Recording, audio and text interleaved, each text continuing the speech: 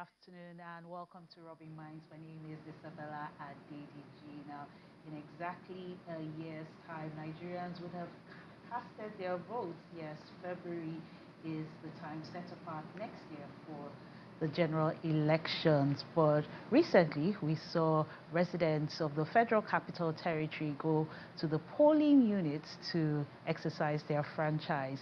And that election, the question is, does it serve as a litmus test for the new leadership of INEC? Does it serve as a litmus test for how Nigerians will troop to the polls or stay back at home and speculate online?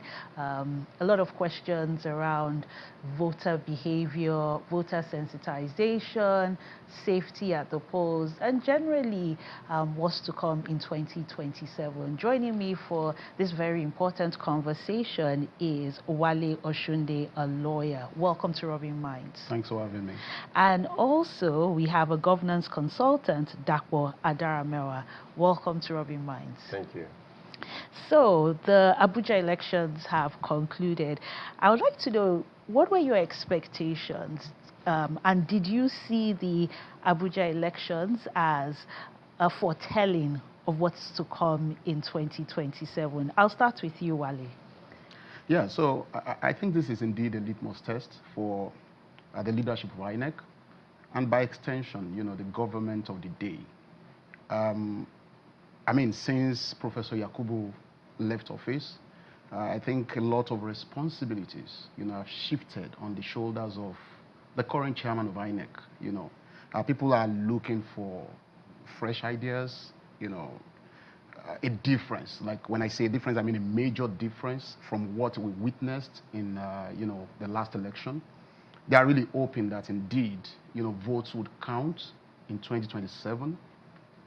And I think it's got to really deliver. That's the truth, because this might just be the last chance that we have as a country to get it right in terms of organizing credible, transparent, free and fair elections in Nigeria. Because you would see that a lot of people are fast losing confidence in the system.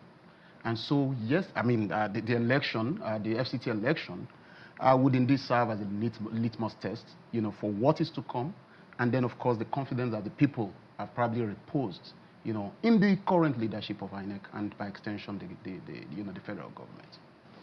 Okay, I'll pose the same question to you, Dapo. Yes, it definitely was a test. I think the results so far show that INEC was not as prepared as it should be, considering the size of the election. Obviously, you have a body that's meant to be in charge of a larger election, has requested billions upon billions of naira to run those elections, and now we have a small election in a relatively small part of the country, and we saw a lot of the atypical issues that we always have with INEC. Obviously, there are people arriving late at the polling units, issues with the BIVA system verification, issues of vote buying while INEC officials are present. I think there's a few places where ballot boxes were allegedly taken away. So it is a litmus test, and unfortunately, I don't think he's off to a good start. It's a bit of an embarrassing start for his tenure.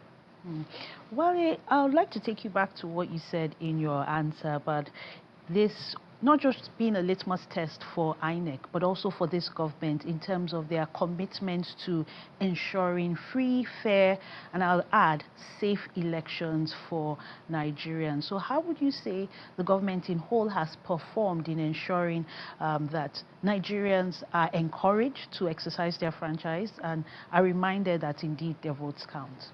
So in this particular election, I think the federal government has tried to be very simple and encouraging, to be honest, because from what I saw on television and then the reports that we also got from people in Abuja, I think the avenues were created for people to go out there and exercise their rights to vote in an election.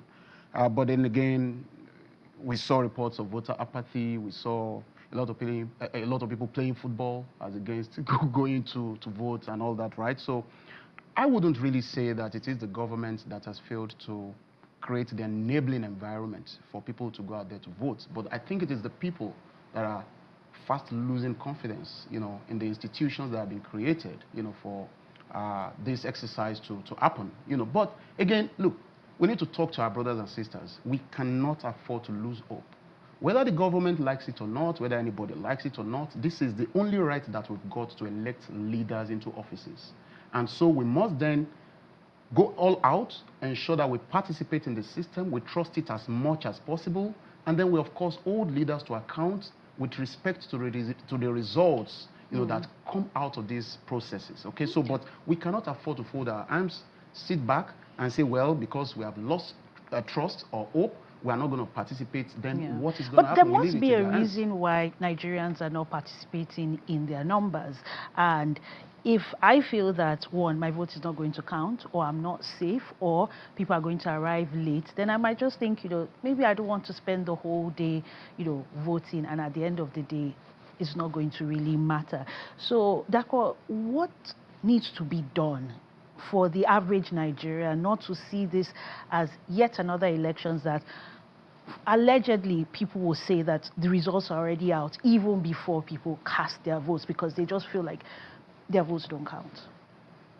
Well, the foundation would have been, the real-time electronic transmission of results. That would have been a signal to the Nigerian people that this government means business and that things are going to change.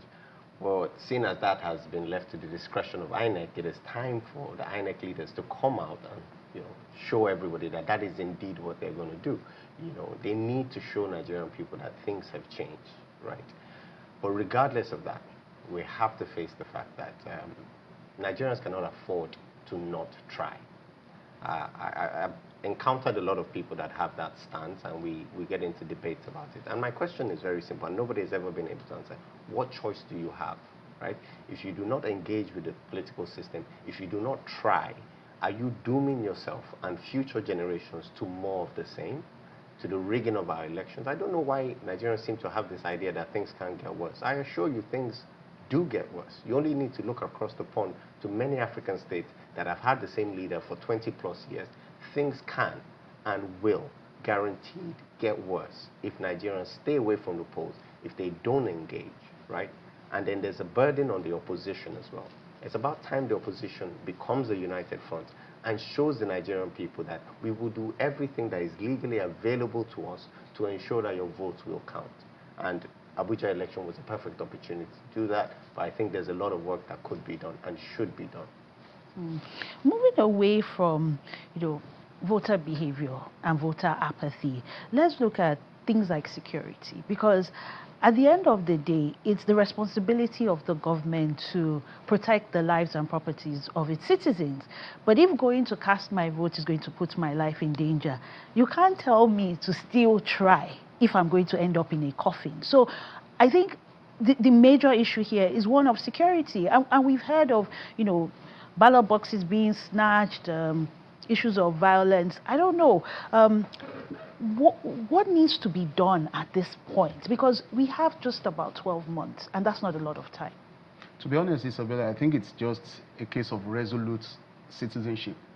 Look, I tell you, I completely agree with Apple's points. If we say we're not going to participate, then we'll be deceiving ourselves, we'll be joking, because we've got no other choice. We just have to keep trying until we get it right in this country.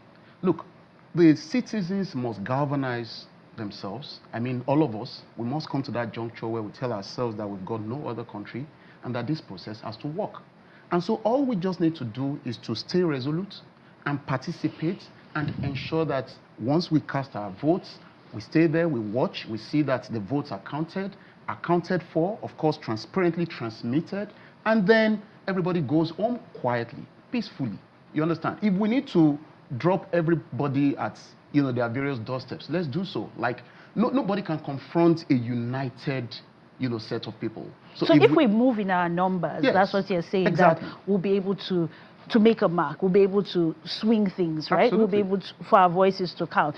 But let's even look at the Abuja elections. You mentioned the opposition needing to get their act together. Has the opposition gotten their act together looking at what played out in Abuja? I think the opposition is taking some steps towards making a difference. But I think Abuja was an opportunity and a wake-up call for every member of the opposition to realize that it is going to be more of the same. Nothing has changed. Every opportunity that can be exploited will be exploited. We had cases of people having their polling units moved around in order to disenfranchise them. That's so many other issues that, to be honest, we have to ask ourselves, what did anybody expect? What did the opposition expect? It's not a new thing, right? So it's time for the opposition to learn lessons, go back, plan. And the easiest place to start, select a candidate. I know that I believe it should be His Excellency Peter Obi, but it is time for the opposition to select one candidate, present a united front, and start preparing for the next election. And just to add to what you were saying about people's fear of death, it's like, I always say to Nigerians, it's like, people are dying regardless. If they don't die at the polling unit, they will die because the hospitals are underfunded, because the roads are bad, because they are being kidnapped, because of insecurity. I think it was almost 30-something or 50-something people that were killed in the north recently. And guess what? That happens at least once every 3 months. They come out, they give a statement. People are dying. So this idea that if we stay away from the electoral system, if we abandon the polls, if we do not defend our vote, we will somehow be safe, is the most ridiculous and most foolish concept I've ever heard, because Nigerians are currently paying with their lives already. So we might as well fight the good fight in the hopes that things will change. Those are very, very strong words. I'll move to you, Wale. Did any of the candidates perform below or above expectations in this election? Oh, well, I mean, it's not a national election, so you would agree with me that those candidates, of course, would resonate more with the people in Abuja and their various local councils, right? So, but for me, I think I particularly love the fact that some opposition political parties, rose to the challenge, and then, really made statements, regardless of the fact that you have the power center in Abuja, right? Led by an APC government. So for me, I think that is actually a very strong statement to the current political, to the ruling party, that 2027 is actually going to be really interesting, and it's not going to be business as usual. People are currently strategizing. People are, doing everything humanly possible to unseat the current government. And so if they must remain in office, they have to do something extra special to want to make Nigerians, vote for them. So personally, I think I'm loving what is going on now. People are saying that, look, it's not going to be business as usual. Opposition governments are coming together. Opposition forces are forming alliances. And that is actually a strong statement in this country. So the reality then is that 2027 is going to be very interesting. Do not forget that the APC came about, by way of information as well, right? And so the same thing that they did back then is what some people are now doing. So we should not rule them out or believe that they cannot, sing that ultimate song. So for me, I really look forward to 2027, but I believe that that game has already started. Dawo, how significant is the Abuja elections as a barometer for what to expect for a much wider spread in national elections? It is not absolutely insignificant, but I would in no way take it as a marker of what will happen. The demographic of Abuja is very different. The experience is very different. And bear in mind, this isn't a major election, right? This is a smaller election. So naturally, people typically do not participate in these elections as much as they would in any national election. So I wouldn't say it's insignificant, but at the same time, I wouldn't say that, okay, because one party won in Abuja, it means that 2027 is done and dusted and we know what's coming. I think it was a litmus test. It was a moment for everybody to reassess what exactly their strategy should be.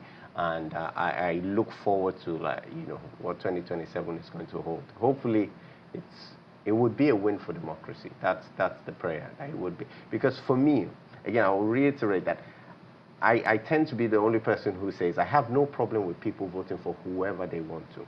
I have more of a problem with people who believe in a candidate and sit down at home during the election than the people who go out there and vote against my candidate. Because in many ways, we all wish for a better Nigeria. So if you believe this person will give you a better Nigeria, fine, you're trying, right? I'm trying for this candidate because I believe in him. The person who is letting everyone down is the person who sits down at home and does nothing, doesn't make an attempt to make a difference in their country, right? I think we all need to engage and strive towards making a new Nigeria possible. Yeah, we need more of that, where people remember the goal is a better Nigeria, irrespective of the candidate you cast your vote for. But I'm still looking at the Abuja elections. It brings up questions around inclusion when it comes to young people, women, and the accessibility of elections also for people living with disabilities.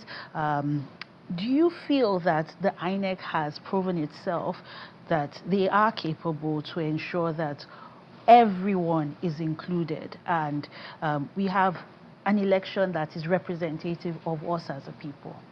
I completely think so. Successive INEC chairpersons, from Professor Jega to even before Professor Jega, Professor Morris Iwu, Gubadia, to Professor Jega, to even Professor Yakubu. I think they have actually done a lot of advocacy. They've tried their best, to make arrangements for people with disability. But I think the ultimate work lies with the National Assembly, really. We need to pass laws that would enable not only INEC, but even the Nigerian people, the political party structure, the political party system, the politicians themselves, to make these things work. For example, I leave you with the advocacy for a permanent seat for women, in the National Assembly. That's actually a fantastic idea. How it would happen, of course, we need to sit together and, bring that about, right? But I think it's such a fantastic thing, because I just cannot understand how in this country we have less than 50 women in parliament. It doesn't make any sense. We have 360 members in the House of Representatives, 109 senators, and we have less than 40 women right there, in both houses. So that cannot make any sense. Now, also look at, the formation of governments, even in the executive. How many women do you have in the Federal Executive Council? So all of these things must be implemented through the apparatus of, parliamentary work, legislative framework. So we need to do more in that regard. And then again, I think the most important thing is to sensitize our people. Look, we have a massive demography of women in this country at the moment. We have a lot Clearly, of more women. We're more than half of the population. Exactly. So now my question, Isabella, I'm sorry, is that what are the women then doing in terms of sensitizing one another about the path that they have through the ballot, to put in fellow women in offices? So that, I think, is another conversation that the women and girls, of course, must have in this country as well. Do you think that that's more the work of the National Assembly, or do you think the parties themselves need to also be committed to a truly inclusive government? Or do you think it has to be law before we're going to have women, we're going to have young people and people living with disabilities in power? I think funny enough, I think it's the people themselves, right? I think politicians are very simple people, right? They dance to the tune, they are very selfish, but they dance to the tune of the person who gives them what they want. What they need now, more than anything, is vote. What they need is active participation in their political system, in their parties. So if women take it upon themselves to engage with the system, to be part of delegates for political parties, to vote, if possible, as a bloc within elections, then people will listen. That's just the way politics work. They only listen to the people who give them what they want. And what they want, what they need now, is votes. So the Nigerian people need to understand that if you do not play the game, you will not be listened to. You will not matter. And we need to wake up to our part in it. Nobody's going to save Nigeria. Absolutely nobody. I think they said the U.S. sent like 20 or something soldiers to help save the Nigerians from the killings that are happening in the north. And to me, that's laughable. The U.S.'s history in insurgency is an absolute fail. Nobody can and will save Nigeria if we, the Nigerian people, do not take on our own responsibilities. And it's just that simple. So it always goes back to the people. It goes back to them. Yeah. But I hear you, and as a woman, I say, okay, yes, we need to come, we need to do more in terms of advocacy. But I do think that this government, I do think that INEC can do more in terms of advocacy. I don't know, do you get that sense? I mean, if I look at one of the freest and fairest elections, the 1994 elections, there was that sense of hope, that sense of everybody wants to go to the polls to cast their votes. And I was a child then. Do you get that same sense that like we're all excited, even compared to last elections? We're seeing city boys, village boys, but I mean, is that the sum total of the Nigerian people? I mean, I'll be very honest with you, and maybe many people would not agree with this, but it is not the primary responsibility of INEC to galvanize people for elections. It is their primary responsibility to organize elections. Okay, now, in terms of how people participate, they reel out guidelines and what have you and whatever, okay? So, and then maybe putting out information, okay, is one of the connecting points to how elections are organized. But if you talk about galvanizing people to go out there to vote on election day and to ensure that their votes count, it is actually the people themselves, either through the formations of civil society organizations or even the politicians in various constituencies going all out to say, people, you need to go out there, vote for me, and another one is also saying, no, vote for me or vote for my political party, and then they desensitize people through all of those means, right? And then people, you know, must also talk to people in their respective families, villages. You know, I go back home, I talk to my people, make sure you vote, your votes will count. We need to go all out regardless, you know, and make sure that we do what is right for our country. It is our civic responsibility. It is a constitutional right, okay? And so it is not INEC. I do not think that it is the responsibility of INEC to organize elections and then again go and start pleading or arranging people or organizing people to go and vote as well. No. They should focus on their primary deliverable, which is organizing free, fair, transparent, credible, bankable, trustable elections. Okay? Safe elections. Exactly. So, but I think it is on the people to galvanize, you know, the mainstream or the forces of the people together to encourage them to go out en masse and vote. Dakwa, do you share the same sentiment? To an extent, yes. But where do you differ? I would say the institutions have a role to play. You mentioned the 1994 election, right? Yes. The Nigerian people hadn't been battered by repeated failed elections at that point. They hadn't experienced rigging on a scale that we have now, cycle after cycle, right? So there is that responsibility on these institutions, I guess, to ensure that things are encouraging, right? And the only way to make it encouraging, like you said, actually, is to ensure that it's free and fair, right? The moment you do that, it will naturally encourage people. Now, yes, where I do agree is the sense that, in fact, if INEC goes out and starts encouraging people to vote in such a way, it can get skewed, and people will be like, okay, it seemed like he was hinting at this party, or that advert seemed to, you know, contain the colors of this other party. So there's a fine line, but I think the conditions should be set. But I think ultimately, you know, it's a balance. People have their own responsibilities. The institutions have a responsibility to ensure that we create a free. No.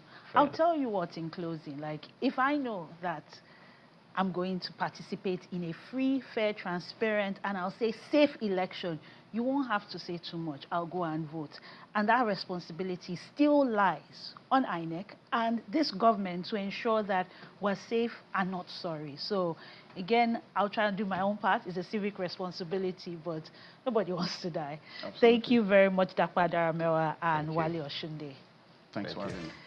We'll go on a quick break on Rubbin Minds. Don't go anywhere.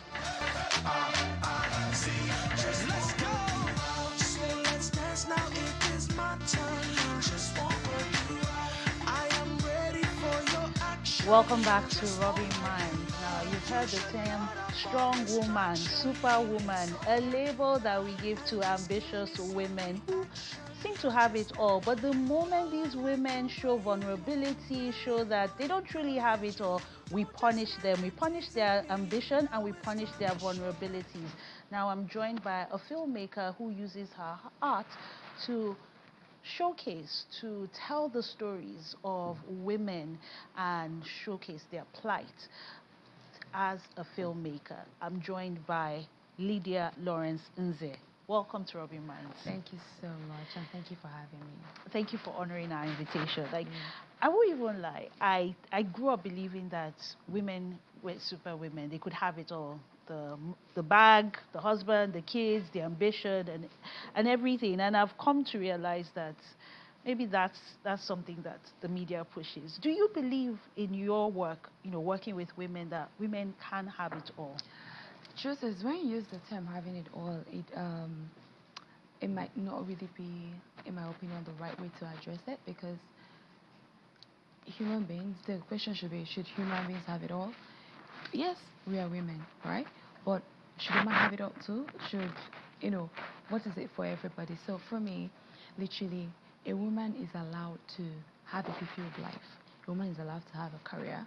A woman is allowed to have her family, have her business, have everything going on for her.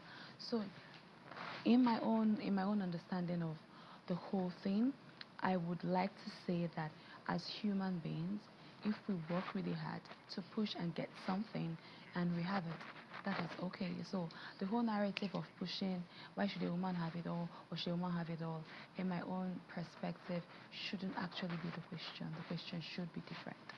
Should be, are human beings allowed to have it all? Are human beings allowed to have it all? Yeah, that's a different way to look at this question. I think why we say women have it all, because a lot of times that responsibility of caring for the home, caring for the children, being ambitious, contributing to their own quota, having a life, being responsible for their families, volunteering. The list goes on and on and on. And you're looking as a woman, like, can I really have it all? I don't think men have that same burden. I know things are changing, but it's interesting that you use your art as a filmmaker to tell the stories of women. Yeah. And I'm sure that's come from a place. I mean, you can tell everybody's story, but why are you telling the stories of women?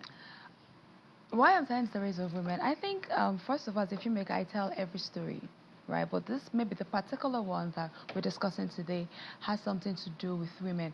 But the truth is, my stories don't just focus on women. It focuses on everything. It focuses on family. It focuses on relationships. It focuses on love. It focuses on...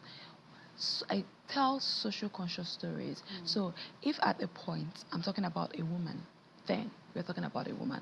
If it's affecting a man, then it's affecting a man, literally. So for me, I literally am an all-round filmmaker, and I won't like to be stereotyped as tell stories for women, even though I champion for women. I champion for women too, and not just about the storytelling, right? I am here for empowerment, right?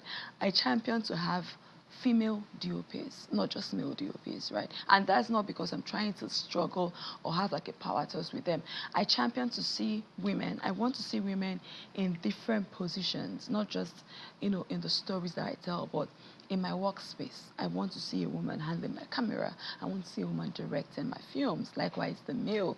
I want to see a woman handling the sound. I want to see a woman doing other things. Do you understand? And yes, that's, for me, it's what it is.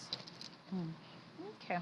So when we look at men and women, infertility is a huge issue, because yes, the woman might not be the one who is pregnant, but nobody can categorically write off that is the man who has impotency or the fertility issues. But so when you look at the lens of infertility in our nation, what do you think filmmakers should do to ensure that we're more empathetic to people going through that situation? Tell more stories. There's something about, they say stories curate cultures. When you try to enlighten people with what is going on through your stories, through how you tell these things, and not just telling the story and highlighting the problems, also trying to get to the solution at the end of the film, so that in a way people watch, and then this awareness is widespread, that infertility is not just a female problem or just a male problem. It's something that can happen in a marriage. It can be from the female side, it can be from the male side, it can be from habits, it can be from things you guys are not doing right or not doing wrong. Tell meaningful stories. Tell social stories, stories that are real life stories of people that have gone through these things. Find out how they were able to stay afloat. Find out how they were able to walk to the finish line. what was done, what wasn't done, how they were able to live through it, and then use it to educate others. You know, it might have a positive impact, it might have a negative impact, in the sense that, you know, I can be telling a story right now. I can be saying, oh, in the story, like my film that we talked about, For Better or Worse, the way she navigated her part when she had Asherman syndrome was a different way from what everybody thought. You know, they thought the character Precious, which I played, we thought she was going to be very remorseful, very into herself, start crying, start doing, but she decided to take a different trajectory. And like I said, it's a real life story, because we start with this woman. She has her regrets, but she also has her wins at the end, and what he did for her, or how he helped her to get through life. So she decided to take a different trajectory. Like, she decided to just, for lack of, this is national TV, I would have said I would just F it. Like, I'm going to live my life. I don't care what everybody thinks. Fine, I have this syndrome. I'm not going to be able to have a child. So why wallow in pains? Why cry myself to bed? I'm going to just live my life. I'm just going to live out of whatever is remaining for me, make the most out of it, and enjoy it. So when you're telling stories like that, you show them different directions to it. But for every direction, tell them what the finish line means. And the truth is, nobody or no two people literally have the same end line or the same finish line. They might have maybe seemingly finish line or something that happens to them at the end, but no two-body story is exactly the same. So when you're trying to tell a story so that people can try and look, okay, this is looking like where I'm coming from. This is, okay, how did she end it? So your film challenges what people would have ultimately thought would have happened. So like the stereotypical reaction. Yes. So when you're trying to tell stories of infertility, don't go through the normal way of what the average Nigerian thinks. Oh, it's a female fault. Oh, she doesn't have a womb. Yeah. Or this, that. It could be a man's fault. You know, some men, for example, they do struggle with infertility, impotency. And then, exactly. And then because some of them would probably like not even know, because they're they don't know the shooting blanks, literally. Yeah. So, any final words on your film? My film, I made a story that was very personal to me. I made a story that I, for one, think is a very impactful story that would impact the society, and a story that people are going to look back. They're going to have emotions, a lot of emotions around it, but they're going to love it. And if they really sit back and dig deep and understand the lessons in the film, they're going to come to appreciate it and love it. Well, wish you all the best with your film, and thank you for telling stories of not just women but men, and stories that are socially conscious. Yes. Lydia Lawrence Nze, thank you for being our guest on Rubbin Minds. We'll go on a quick break on Rubbin Minds. Do stay with us. Welcome back to Rubbin Minds. Now, our guest for our entertainment segment captured the hearts of millions of Nigerians and indeed Africans. We have with us the winner of Big Brother Naija Season 10, Imisioluwa Ayonwale. Welcome to Rubbin Minds. Thank you. Looking very beautiful. Thank you. I guess the money is showing. The plenty money. Yeah. So, you won Big Brother Naija by being yourself. I think a lot of Nigerians could relate with that. In fact, the moment you went into the house, my senior producer was like, she's going to win. And you won. Thank you. Is that your real self, or is that the self you wanted Nigerians to see? Well, I would say first, that's my real self. Because you can act for good 72 days. If I do, that means I must be a very good actress to act for 72 days with cameras watching you 24/7. So I would say that's my real self, and with a bit of, you have to be, in life, you have to be a bit strategic about whatever thing you're doing. Yeah. And talking about strategy, will you say that it was more of avoiding conflict, or just trying to wade through it without getting too much heat on yourself? No, No, no, no. Let me really get your question straight. Can you like? Yes, so Refresh? when you're in the Big Brother house, you can navigate a situation with grace, like the situation is coming, or you can choose to just avoid, any form of conflict because you don't want to be seen as someone that is always fighting, someone that likes drama. So, which was your strategy? A bit of both. Yeah. Okay. Running away from fight doesn't mean you're not strong enough. I mean, running away from fight means you have the emotional capacity to actually, let me say, emotional intelligence to navigate through that. So for me, it's a bit of both. Yeah. He will live to, he will whatever, run away from fight and come back. Yeah. When you went in, did you really believe you could win? And did the house live up to your expectations? What you saw versus what you ordered versus what you got? No. Actually, at first I've learned to actually believe in myself. Before I went to the house, I tell my sisters that I'm going to win. Yeah, because I feel like I believed in myself. I feel like I am different. People love like I am. Okay. Yeah, so I am different, and I feel like people love someone that's way out of what everybody's doing. So I have actually thought I was gonna win, not because of. Yeah. Okay. Okay. So you've been out of the house. Millions, loved by fans. How do you feel like having that responsibility? Like, I need to look a certain way for my fans. Is it a burden? Is it a blessing? How are you navigating all of it? First, it's a blessing, and also, pressure. It is pressure at the same time because you're having to live up to people's expectation. Like they're actually expecting some certain thing from you. It's a pressure, and at the same time, fans' love is also a blessing to me. Yeah, so you're dealing with the pressure. What about the money? It's a sweet pressure. It's sweet pressure from the fans to live up Yeah. to their expectations. So winning the money, trying your hands at different things, is that the life you've always wanted, and is it matching what you expected it to be? No. So in what ways is not matching? Like, Yeah. I mean, you're famous now, you're rich, people know you, people love you. Yeah, for me, what I really wanted for myself was, just have money without have people poking into my business. But now, every step you take, it's like people have to know that this is what you're doing, this and that. That is not really what I wanted for myself. I just want to have money, be good with my family, but now it's a different story entirely. I have to people have to see everything people see every step you take, every actions. People categorize it as a certain thing. So I don't want it, but at the same time I want the money. So I just have to blend the two together. It has to work together. Yeah.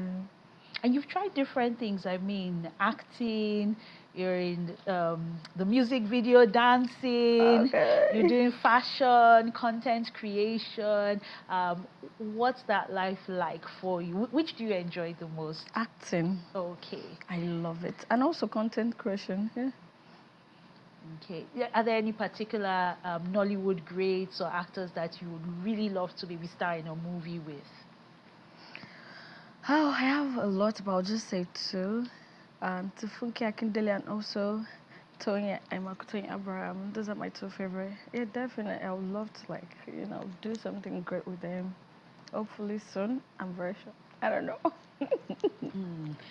So, I mean, Image Stars, that's your fan base. Yeah. They're deeply invested in your journey. How do you carry them along the entire way, but still keep some parts of you to yourself? Like, or do you feel like they have to take all of you? Like, No. Okay, I think I saw the question earlier. That's categorizing the expectation, like what they expect from me. yes. Is that what you mean?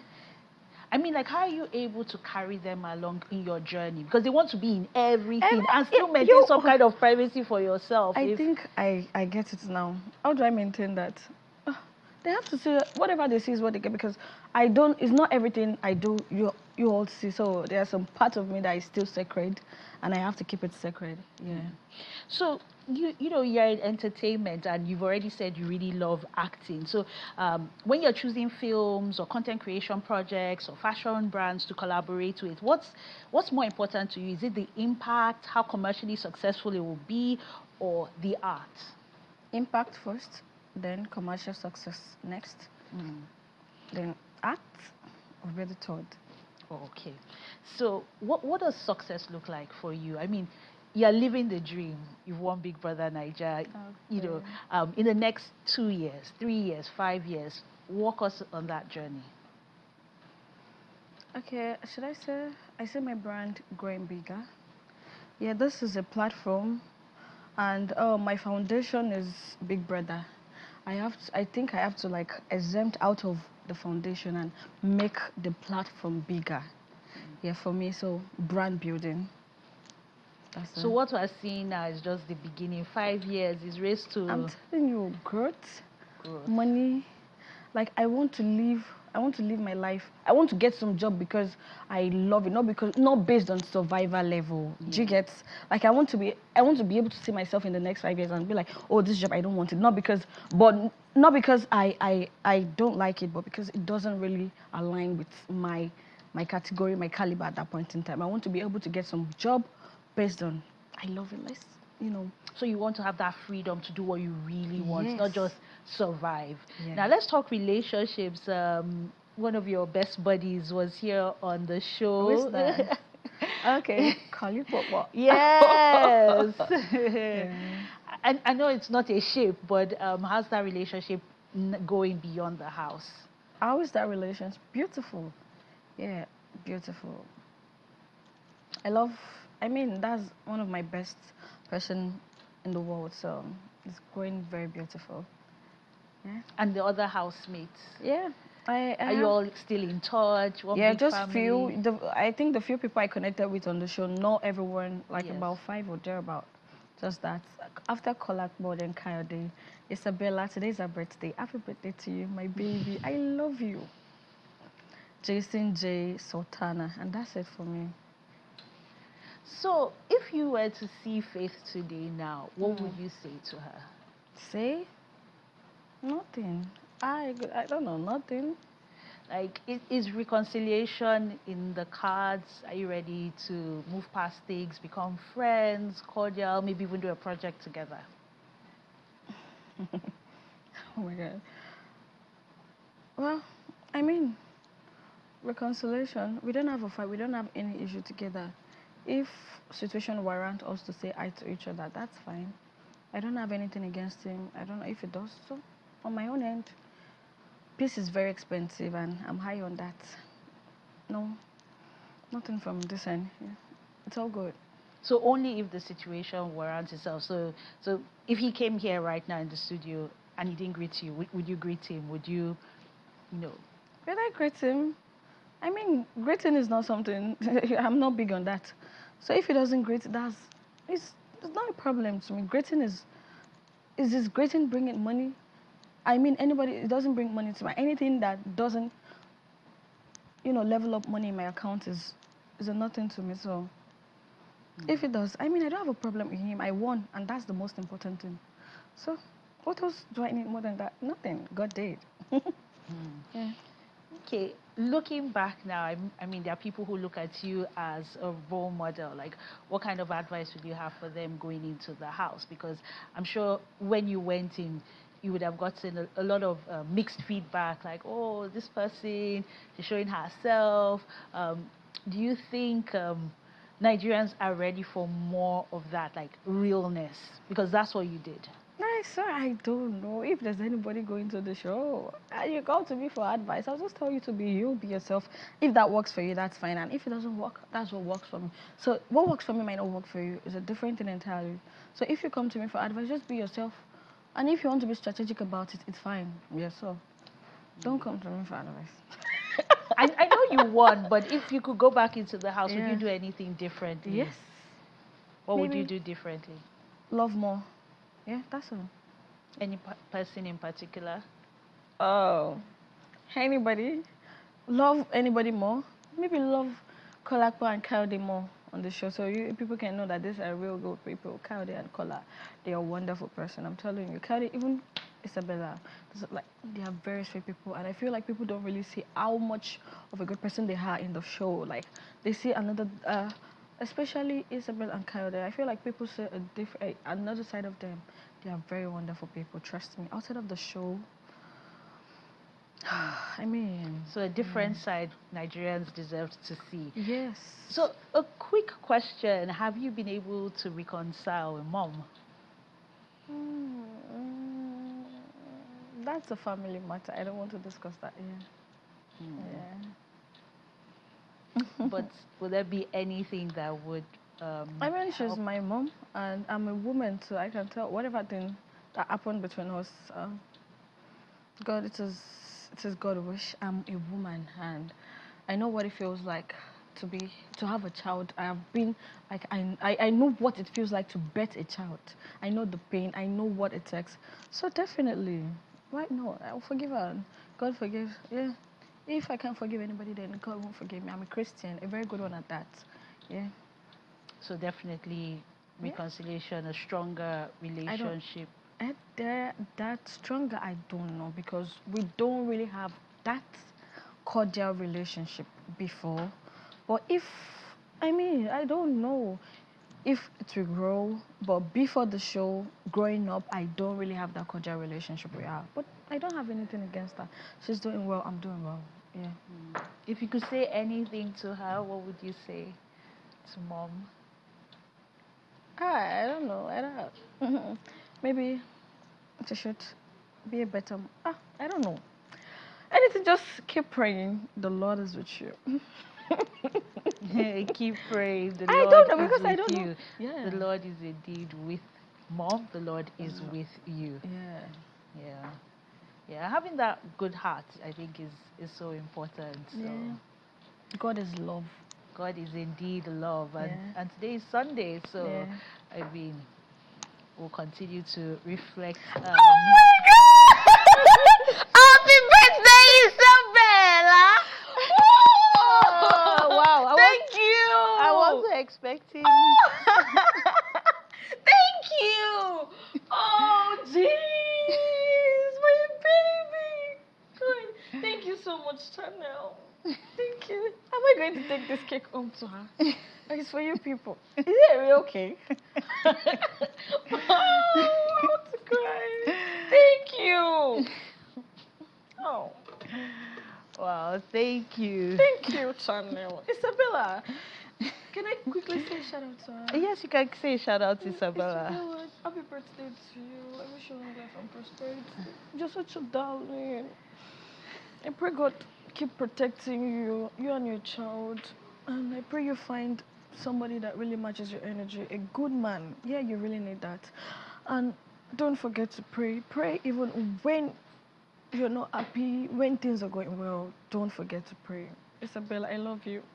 Bye. Aw. What a Oh. lovely, beautiful shout out to Big Brother Naija housemate Isabella. Thank you very much, Imisiolua, for being our guest on Rubbin Minds. Thank you. And we wrap the show here. Thank you for joining us. And remember, you can follow the conversation online using the hashtag Rubbin Minds. My name is Isabella Adediji. Do join us again, same time, same place. Do have a great afternoon. Now it is my turn. Just want what you